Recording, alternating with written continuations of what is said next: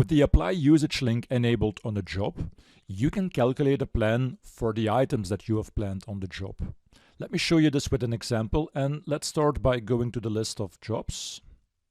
And let's take the second job. So first of all, let me open the job card, because like I just said, to calculate a plan for your job items, the apply usage link should be enabled. We already talked about this field several times, and also for this scenario, the field must be enabled. All right, let's go to the task lines of this job. So task lines, there we go. So and for this example, let me use the painting task. So I will go to the planning lines. So we already planned resource Stephen, but now you see I also entered a second line for items. And suppose that we need, for example, 10 units. All right. Now again, because of the apply usage link and because of the fact that we don't have the item on stock, you see the availability warning, which means that now we can run the calculate plan function for this item. Now let me quickly show you the item card, because and this is not really related to job management, but more to inventory management. If you want to use the planning functionality in Business Central to have the system suggest replenishment lines for your items, you have to assign a reordering policy to the item. So it's not the idea, of course, to go too deep into the details of inventory planning. So that's why I've assigned lot for lot, which is quite a transparent reordering policy for an item. But that's of course required for this scenario, because otherwise if you leave the reordering policy field blank, you will see that if you run the calculate plan function, Business Central doesn't include the item. All right. So again, I've created a budget line for an item of 10 units. Okay. All right, let's now run the calculate plan, and that's something that you can do from the requisition worksheet or the planning worksheet. And in this case, let's use the requisition worksheet, so the function is similar in both worksheets. And so here I can now click on Process, Calculate Plan. So there's a starting date and an ending date, which is okay.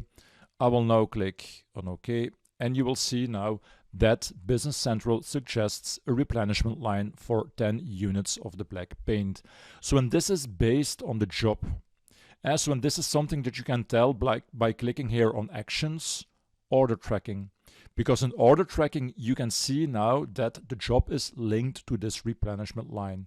And that's because the demand is coming from the job. So the job planning line has created a demand for the item, which is triggered here in the calculate plan function. All right. So now I can carry out the action message, which means that we have a purchase order.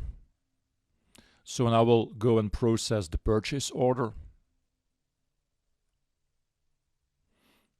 And this should be the one. So there we go. So the 10 units of black paint. And let's go ahead and receive and invoice the order.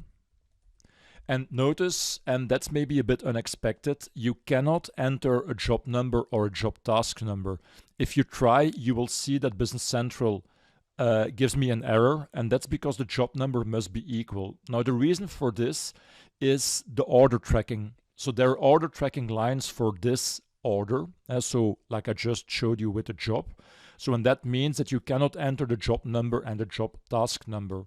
So and this also means that if you post the document, so receive and invoice, the system doesn't create any job ledger entries. Let me show you this by going to the posted invoice and by navigating on the document. And so you can see we have all these entries, but there is no job ledger entry here, which means that the item isn't consumed on the job so far. So now what we can do is go to the job journal. So I will go to job journals. And then on the job journal, you can run the function calculate remaining usage. So You don't need to do this immediately after processing the purchase document, of course. This is also something in real life that can be done once a week or once a day, whatever. But by running this function, and let me enter a number on a specific date, so I will filter on the job that we are working on. And also very important, I also entered a filter on the type because I only would like to include items. You will see now that a line is created for the 10 units of black paint. And now by posting this job journal line, as we already saw previously, you're sort of transferring the items from the inventory area to the job area. Now you will see that the items are consumed on the job. As if I quickly show you, if I go to the job task lines, and if we focus here on painting, you will see the usage of 600. So if I click here, you will see that these are the 10 units of black paint. So that's how you can set up a job and set up an item to include it in the calculate plan function in Business Central.